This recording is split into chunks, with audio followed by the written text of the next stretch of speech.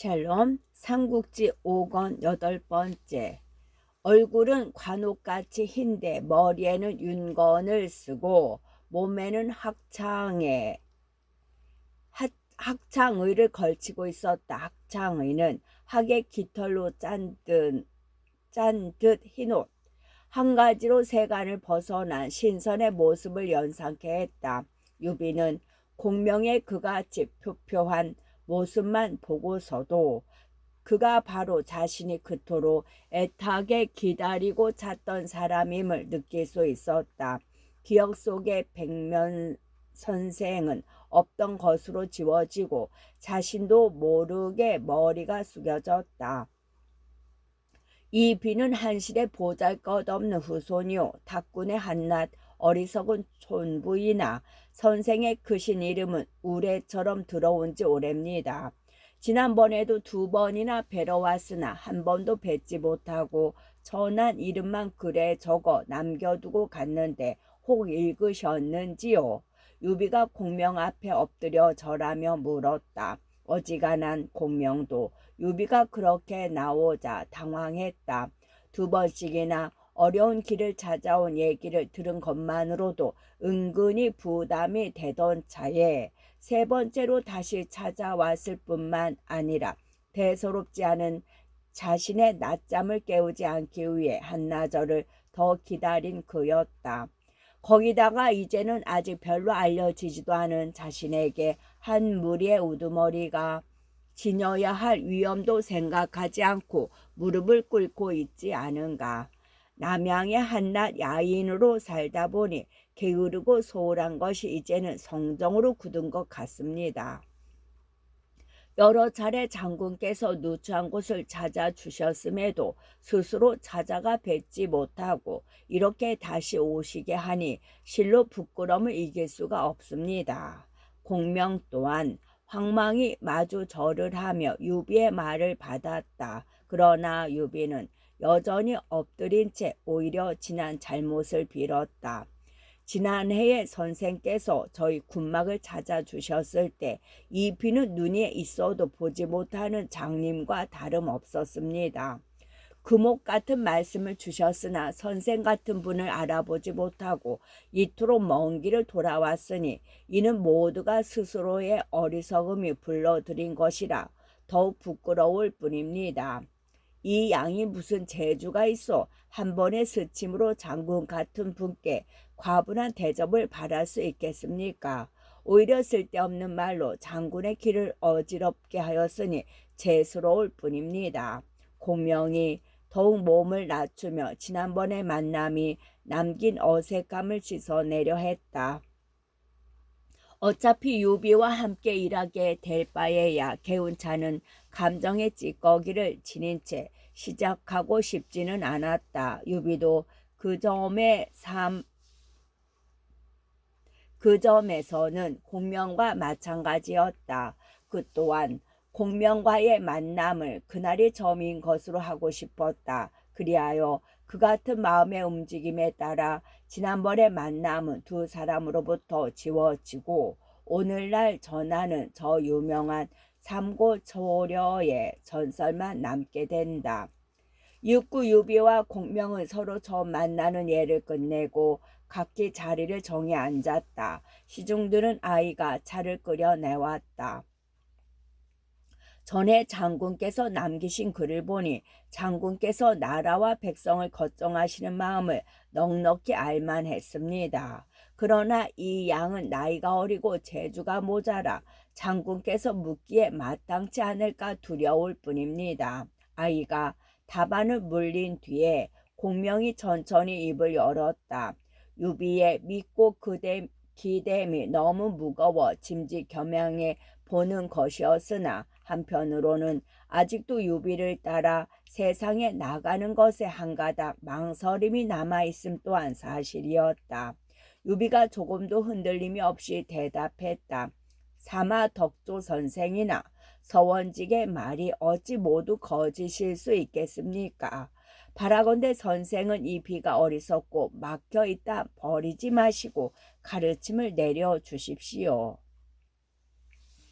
사마독조 선생이나 서원지 같은 이는 한 가지로 세상이 알아주는 높은 선비이나 이 양은 한낱 바가는 농사꾼에 지나지 않습니다. 어찌 감히 천하의 일을 입에 담을 수 있겠습니까? 두 분께서 잘못 알고 저 같은 것을 전거한 것임이 틀림없습니다.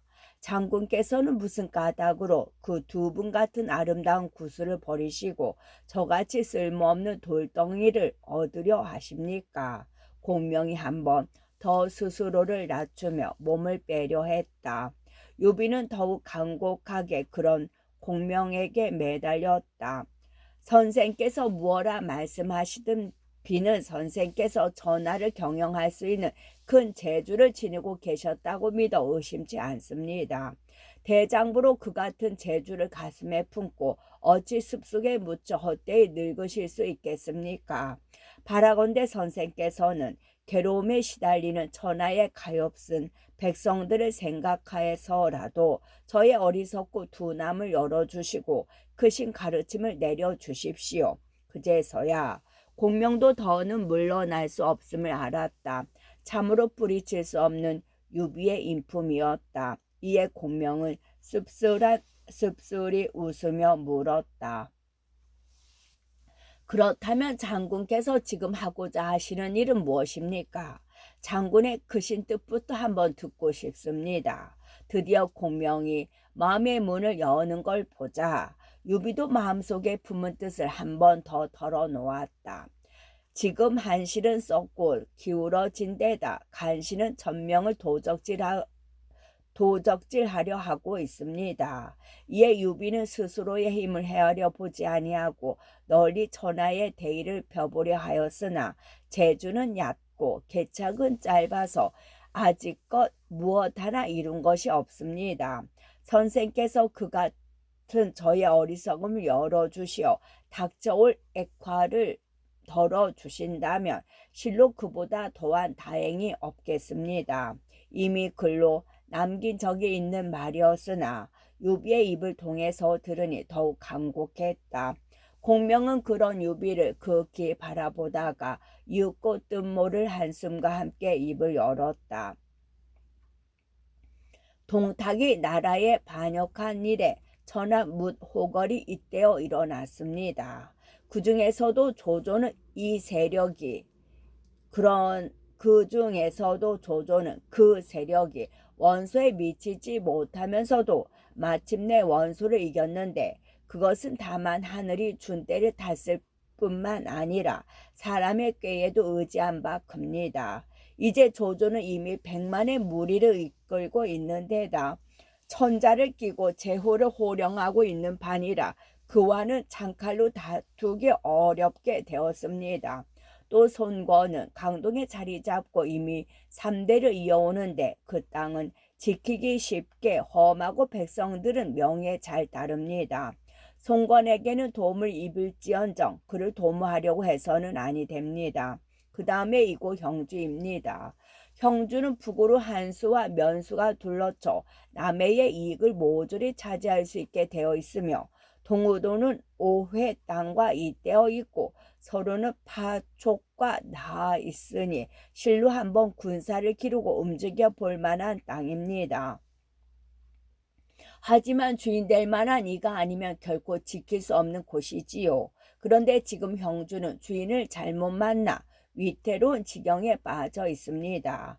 이는 하늘이 이곳을 장군께 주려 함인데 장군께서 어찌 버리실 수 있겠습니까? 거기다가 익주는 지세가 험해 지키기 쉬우면서도 기름진들이 전리에 뻗어 있어 하늘이 준 복된 땅이라 할 수 있는 곳입니다. 우리 고조께서도 그 땅의 의지에 마침내 제업을 이루지 않았습니까? 그런데 지금 그 땅의 주인 유장은 사람됨이 어둡고 나약하여 백성이 많고 나라가 부유해도 불쌍히 여겨 얼러줄 줄 모르니 지혜롭고 능력 있는 선비들은 하나같이 밝은 주인을 얻기를 원하고 있습니다. 장군께서는 이미 제시의 후손인데다 신의가 사해에 떨치신 분이십니다. 묻 영혼들 가운데서도 으뜸이시며 어진 이를 찾기에 목마른 자가 물 찾듯 하시니 바로 익주 사람들이 기다리는 밝은 주인이 될 수 있을 것입니다. 만약 장군께서 익주와 형주를 걸터타고 그 험한 지세에 기대어 지키시며 서로 여러 오랑캐와 화친하고 나무로 이월을 어루만진 연후 밖으로는 손권과 동맹을 맺고 안으로는 정사에 힘쓴다면 두려울 게 무엇이겠습니까? 또 그러다가 천하의 변란이 있기를 기다려 한 상장으로 하여금 형주의 군사들을 이끌고 완성 낙양으로 향하게 하고 장군께서는 몸소 익주의 군사들을 모아 진천으로 나아간다면 백성들 치고 장군을 단사호장으로 환영하지 않는 자가 어디 있겠습니까? 이렇게만 하신다면 곧 대업을 이뤄질 것이요 한실은 다시 일어날 것입니다. 이것이 양이 장군을 위해 깨할 수 있는 계책이니 장군께서도 한번 깊이 헤아려 보십시오. 이른바 천하삼분책이란 것이었다. 보통 공명의 장안으로 되어 있으나 기실 그 계책은 당시 형주 남양의 식자 간에 은연중에 형성되고 있던 형세 판단과 일치했다. 동호의 노숙이나 강령의 송건에게 하는 말에도 그 같은 천하삼분의 예측과 일치하는 부분이 엿보인다. 제갈량의 말을 듣자 유비는 문득 눈앞에 새로운 세계가 열리는 듯한 느낌이 들었다. 20몇 해 젊은 나이로 몸을 일으켜 고향을 떠난 지 30년. 몸은 늙어가고 있건만 아직껏 변변한 근거지조차 마련하지 못한 그가 아니었던가. 거기다가 더욱 답답한 것은 얻은 것 없이 고달프게 떠돌아 다니기만 한 지난 세월보다도 아무런 전망도 계획도 없는 앞날이었다. 그런데 이제 공명이 한마디로 자신이 가야 할 길이 훤히 보이는 듯 나타나는 것이었다. 거기서 유비는 자신도 모르게 옷깃을 여미며 공명에게로 다가앉았다. 그때 문득 공명이 심부름하는 아이를 불러 일렀다. 너 안으로 들어가서 전에 내가 그려둔 지도를 가져오너라. 그리고 아이가 시킨 대로 하자 그 지도를 벽에 걸게 한 뒤 다시 유비를 보며 말했다. 이것은 서천 쉰내 주의 지도울시다. 장군께서 폐업을 이루시고자 하신다면 북쪽은 조조가 하늘이 준 때를 누리게 놓아두시고 남쪽은 송건의 땅에 이름을 차지하게 버려두십시오. 장군의 몫은 사람의 화합입니다. 먼저 형주를 손에 넣으시어 집으로 삼고 그 뒤 서천을 얻어 대업의 바탕을 삼으신다면 솔발이 셋으로 나뉘어 솥을 떠받들듯 솥발이 셋으로 나뉘어 솥을 떠받들듯 조조 손권과 더불어 천하의 셋 중 하나를 차지하게 되는 것입니다. 중원을 엿보는 일은 그런 다음에라야 이루어질 수 있습니다. 공명이 그렇게 말을 맺자 유비가 문득 몸을 일으키더니 공명과 나란히 앉지 못하고 손을 모아 높이 모시듯 물러섰다. 그만큼 공명의 지혜와 식견이 그를 압도했던 것이다. 그러나 기쁨과 놀라움도 잠시. 유비가 무엇을 생각했는지 갑자기 얼굴빛을 흐리며 말했다. 선생의 말씀을 들으니 막힌 가슴이 튀어 이 비로 하여금 두꺼운 구름을 헤치고 푸른 하늘을 바라보는 듯한 느낌이 들게 합니다. 그러나 형주의 유표와 익주의 유장이 모두 한실의 종친이니 이 비가 어찌 차마 그 땅을 빼앗을 수 있겠습니까? 막상 일을 시작해 보려 하니 다시 인정과 의리의 문제가 머리를 저든 것이었다. 공명이 그런 유비의 걱정을 덜어주었다. 제가 밤에 전문을 보니 유표는 그리 오래 살지 못할 것 같았습니다. 또 유장은 대업을 이룰 만한 인물이 못 되니 뒷날 그 땅들은 반드시 장군께 돌아올 것입니다. 유비는 그 말을 듣자 밝은 얼굴로 머리를 조아려 절하며 감사했다. 아직 띠집을 나오기 전에 세상 일을 물론 사람의 명운까지도 훤히 꿰뚫어보고 있는 공명이었다. 유비는 비록 잃어먹고 덕이 열부나 바라건대 선생께서는 비천하다 버리지 마시고 산을 내려와 도와주십시오. 이비는 마땅히 선생의 밝은 가르침을 따르겠습니다. 그리고 유비는 다시 한번 그렇게 정했다. 어쩌면 공명은 그 몇 마디로 스스로 세상에 나가 유비를 돕는 일에 가름하려 드는 게 아닌가 하는 의심이 든 까닭이었다. 과연 공명은 새삼 얼굴빛을 가다듬으며 한 번 더 사양의 말을 했다. 양은 오래 밥 갈고 김 매는데 재미를 붙여 세상 일에 게을러졌습니다. 아무래도 명을 받들기 어렵겠습니다. 유비는 몸이 달았다. 아니 겨우 잡은 봉황을 놓치게 될 것 같은 안타까움과 두려움의 앞뒤를 가릴 수가 없었다. 걷잡을 수 없이 쏟아지는 눈물을 감추려고도 아니하고 그대로 엎드려 빌었다. 선생님께서 나가시지 않으시면 저 고통받는 숱한 백성들은 어찌하겠습니까? 이내 유비의 소매와 옷깃은 눈물로 흥건히 젖었다. 부릴 사람을 찾는 주군의 정성이라기보다는 스승을 구하듯 하는 간절함이었다. 아무리 냉정한 제갈량이지만 그 같은 유비의 모습에는 감동이 아니 될 수 없었다. 이윽고 유비를 일으키며 결연히 말했다. 장군께서 버리시지 않으시니 개나 말의 수고로움이라도 대신하여 보겠습니다. 이만 일어나십시오. 그러자 유비는 기뻐 어쩔 줄 모르며 곧 관우와 장비를 불러들여 공명에게 절하게 하고 가져온 예물을 올리게 했다. 공명이 굳이 받지 않으려 하자 유비가 말했다. 이것은 대연을 모시는 예로서가 아닙니다. 다만 이 유비의 한 조각 마음을 보이는 것일 뿐입니다. 그러자 공명은 비로소 예물을 거두었다. 그날 밤 유비와 그 일행은 제갈 공명의 초려에서 묵었다. 공명이 행장을 수습하기를 기다리려 함이었다. 다음 날 아침 떠나기에 앞서 공명은 아우 제갈균을 불러 당부했다. 나는 유항숙으로부터 3번이나 찾아보는 은혜를 입어 이제 세상에 나가지 않을 수 없게 되었다. 너는 이곳에 남아 갈고 가꾸어 밭과 논이 묵는 일이 없게 하라. 나는 공을 이룬 뒤에는 반드시 이곳으로 돌아와 조용히 숨어 지내리라. 뒷사람이 그 일을 노래했다. 몸이 아직 높이 오르기도 전에 물러남을 생각하니 공 이룬 날 반드시 떠날 때의 말을 기억하리. 그러하되 어찌하랴. 선주의 은혜 무거우니 다만 가을바람 부는 오장원의 별로 질 뿐이네. 높이 이는 장강의 물결, 높이 이는 장강의 물결. 이때 강동에 자리 잡고 있던 송건은 아버지와 형으로부터 물려받은 기업을 착실하게 키워가고 있었다.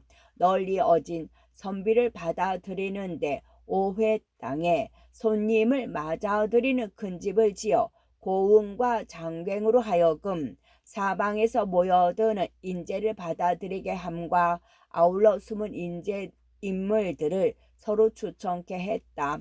회계 땅의 감택, 팽성의 엄준, 폐연의 설종, 연암의 정병, 오군의 주한과 육적, 오의 장원, 회계의 능통, 오정의 오창 같은 수많은 인재들이 송건 밑으로 모여든 것도 그 무렵이었다.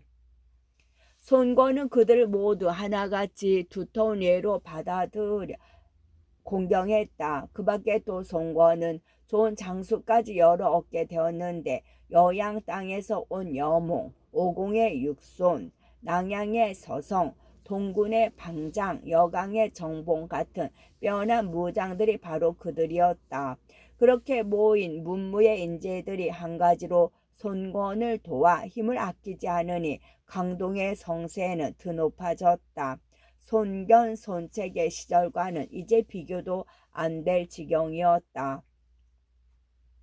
그러자 그 같은 강동의 번성이 조조에게 결코 달가울 리 없었다. 일찍이 건한 7년 조조는 원소를 깨뜨린 기세에 힘입어 송건에게 사신을 보내고 그 아들을 조정으로 들여보내 천자의 수레를 따르도록 하라는 명을 내렸다. 마다하면 금세 군사를 동으로 몰고 올 듯한 엄포와 함께였다.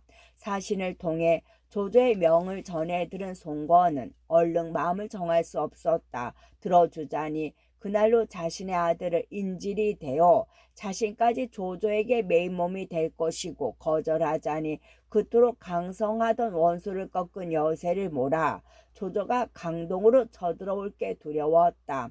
손건이 이래저래 마음을 정하지 못하고 있는 사이에 조조가 사자를 보내 인지를 요구하고 있다는 소문은 손건의 어머니 오태 부인의 귀에 들어갔다. 오태 부인은 주요와 장소를 불러들여 의견을 물었다.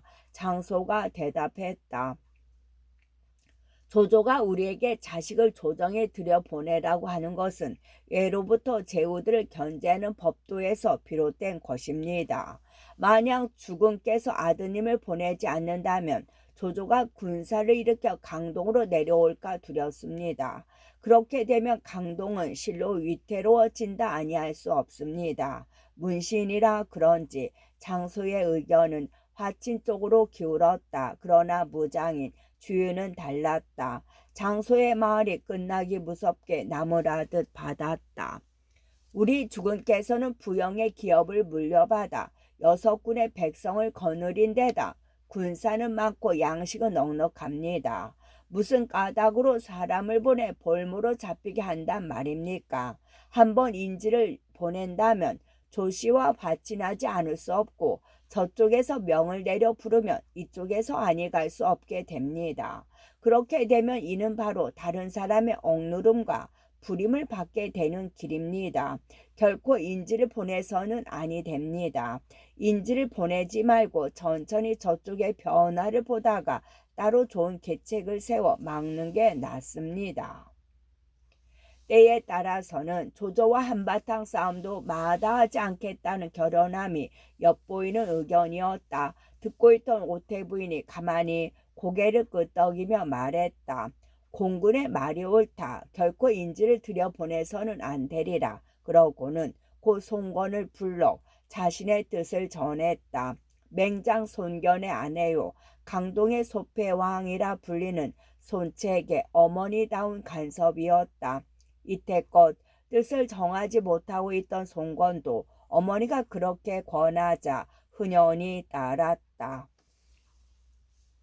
조조가 보낸 사자를 겉으로는 융숭이 대접했으나 끝내 아들을 조정에 들여보내지는 않았다. 그 일로 손건의 결의를 짐작한 조조는 그때부터 강남으로 내려갈 뜻을 품게 되었다. 그러나 아직은 북방이 완전히 평정되지 않은 때라 남쪽으로 군사를 낼 틈이 없었다. 원소는 깨뜨렸다 해도 그 아들들이 오랜 기반의 의지에 만만찮게 재기를 노리고 있었기 때문이었다. 비록 조조가 군사를 몰고 내려오지는 않지만 송건도 조조의 속마음을 전혀 짐작하지 못한 것은 아니었다. 이에 조조가 내려오기 전에 강동의 기반을 더욱 든든해 둔다는 뜻으로 형주 강화를 지키는 황조를 토벌하러 나섰다. 건한 8년 11월의 일이었다. 손건은 스스로 군사를 이끌고 대강에서 황조와 싸웠다. 황조는 잇따라 싸움에 졌으나 곧 손건에게도 이롭지 못한 일이 생겼다. 손건의 부장 중에 능조란 이가 있었다. 손건이 잇따라 싸움에 이기자 기세가 오른 능조는 가벼운 배로 앞장서서 황조의 군사들이 지키는 하구로 저들어갔다. 이때 하구를 지키던 황조의 장수는 강령이란 부장이었는데 능조를 한 화살로 쏘아 죽여버렸다. 장수를 잃은 송건의 군사는 크게 어지러워졌다. 그러나 다행히도 능조의 아들 능통이 18의 나이로 아비 곁에 있다가 힘을 다해 싸워 아비의 시체를 빼앗아 돌아왔다.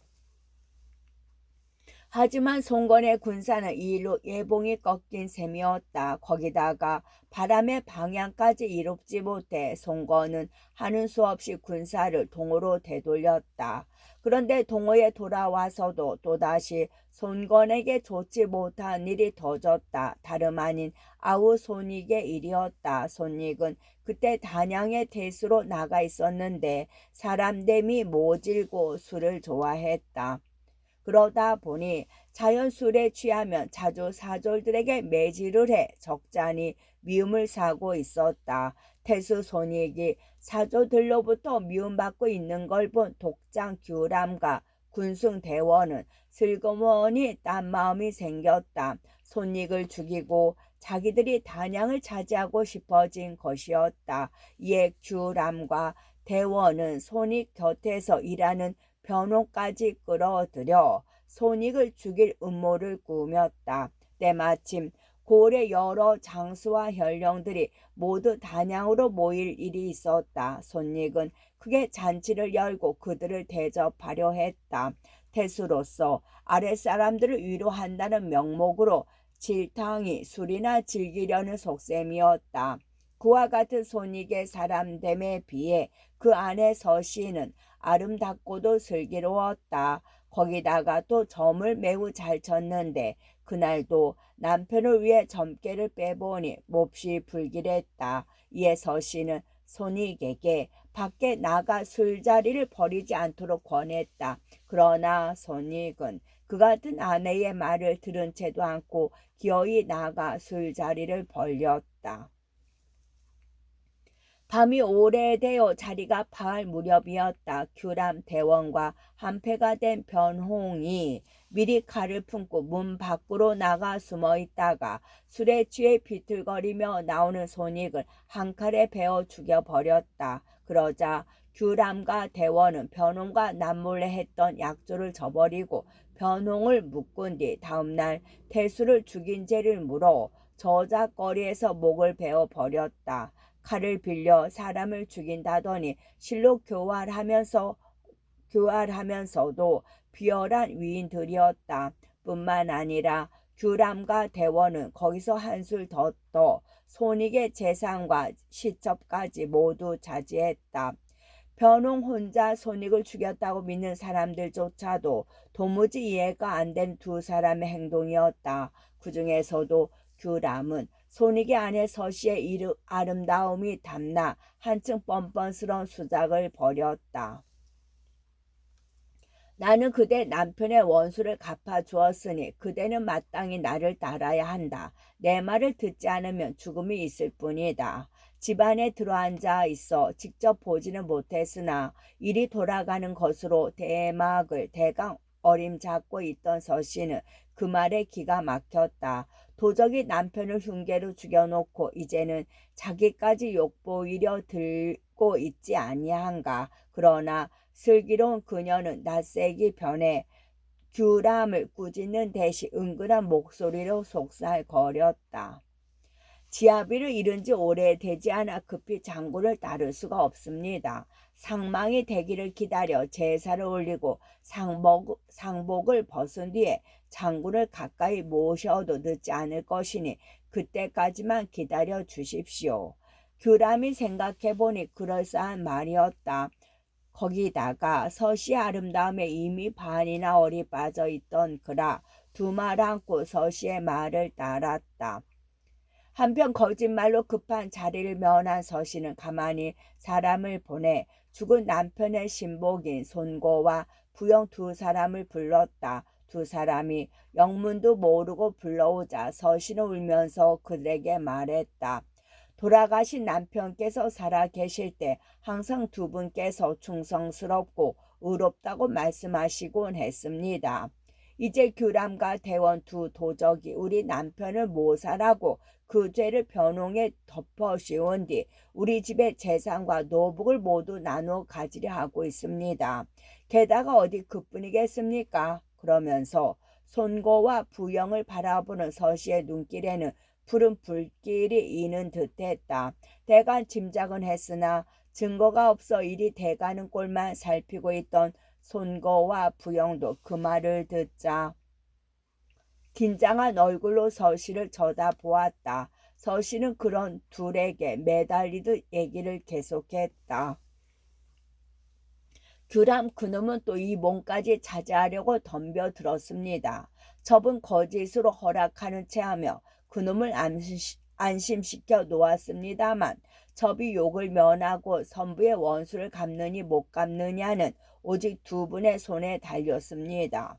두 분께서는 오늘 밤으로 사람을 뽑아 시 아주버님 되는 오후께 두 도적의 일을 알리시는 한편 가만히 계책을 꾸며 두 도적을 죽이도록 하십시오. 이 욕과 한을 씻어 주신다면 그 은혜는 죽어서도 잊지 아니하겠습니다. 그러고는 문득 몸을 일으켜 손구와 부영에게 두 번 절을 했다. 그 두 사람도 함께 울며 맹세하듯 말했다. 우리들은 평소 돌아가신 태수님의 은의를 두텁게 입으면서도 오늘까지 죽지 않고 있는 것은 다만 그분의 원수를 갚아드리기 위해서였습니다. 거기다가 이제 이렇게 부인께서 명하시는데 어찌 있는 힘을 다하지 않을 수 있겠습니까? 그러고는 그날 밤으로 믿는 사람을 뽑아 손권에게로 보내는 한편 규람과 대원을 죽일 계책까지 마련했다. 며칠 안 돼 상망이 되었다. 서씨는 미리 짠 대로 손고와 부영을 불러 밀실 휘장 뒤에 숨긴 후 남편의 빈소 앞에 제물을 차렸다. 그리고 제사가 끝나기 바쁘게 상복을 벗어 던지고는 곧 단장하기 시작했다. 데운 물로 깨끗이 씻은 몸에 고운 옷을 골라 입었는데 얼굴에는 제법 미소까지 띄고 있었다. 서씨 부근에 숨겨둔 제 사람으로부터 그 같은 소문을 들은 규람도 몹시 기뻤다. 오늘 밤에는 드디어 아리따운 서씨를 품어보는구나 싶어 황홀하게 기다리는데 오래잖아 서씨에게서 사람이 왔다. 장군께서 안으로 드시랍니다. 그 말을 들은 규람은 입이 귀미까지 찢어져 한달음에 달려갔다. 서씨는 이미 술상을 보아놓고 기다리고 있었다. 곱게 단장한 서씨에게 넋을 잃은 규람은 서씨가 내미는 대로 넙죽넙죽 술을 받아 마셨다. 제 아무리 장사라 해도 마신 술이 어디 갈까? 규람은 고추에 버렸다. 이제는 미실로 드시지요. 서씨는 이미 취한 규람에게 한층 고혹적으로 속살거렸다. 취한 중에도 규람은 기뻐 어쩔 줄 모르며 비척비척 밀실로 따라 들어갔다. 손, 부 두 장군은 어디 계시오? 갑자기 서씨가 휘장 쪽을 보며 소리쳤다. 손고와 부영이 휘장 뒤에서 칼을 빼들고 기다리듯 달려 나왔다. 놀란 규람이 어찌 막아보려 했으나 손발 한번 제대로 놀려보지 못하고 두 사람의 칼에 찔려 나동그라졌다. 손고와 부영은 다시 한 칼질을 더해 규람의 숨통을 온전히 끊어버린 뒤에야 칼을 거두었다. 서씨는 거기에 그치지 않고 대원까지 불러들여 죽여버렸다. 함께 손익을 죽인 규람의 부름이라는 말에 의심 없이 왔던 대원 또한 손 한번 제대로 써보지 못하고 손고와 부영의 칼에 목을 잃고 말았다.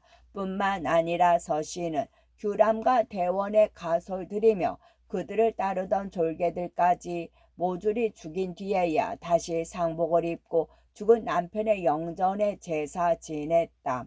재물은 다름 아닌 규람과 대원의 목이었다. 실로 매서운 여자였다.